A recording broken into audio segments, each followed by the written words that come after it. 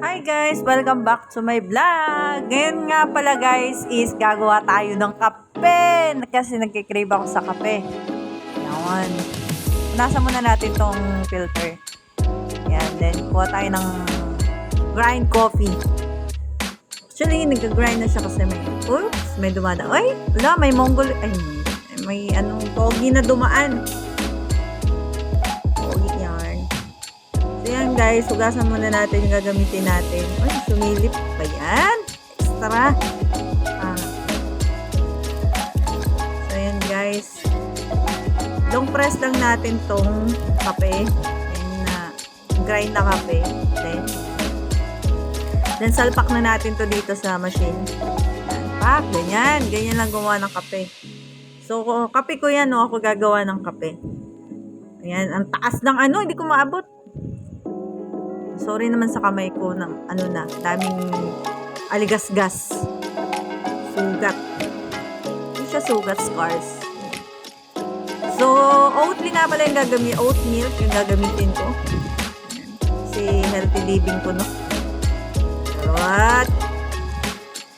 Balikan natin doon sa chiller yung gatas. Matawa pa si ate. Ayan. So, ngayon guys, so, steam natin yung gatas, no? Para mainit, syempre. Steam lang.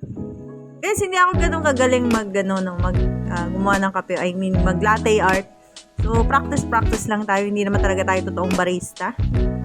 Medyo natututo na din ng konti. Yan. Pukpuk lang natin to. Tap lang natin kasi mababula. Para mawala yung yan. Swirl lang natin yung espresso.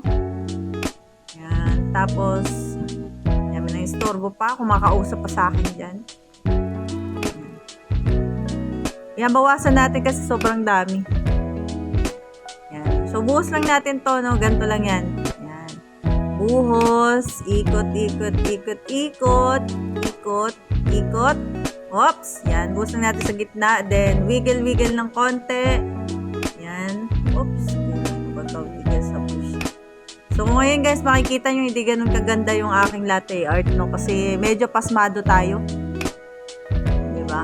Pero nakagawa naman tayo kahit papano. So, yun na guys, gigil ako kasi pangit ng nagawa ko.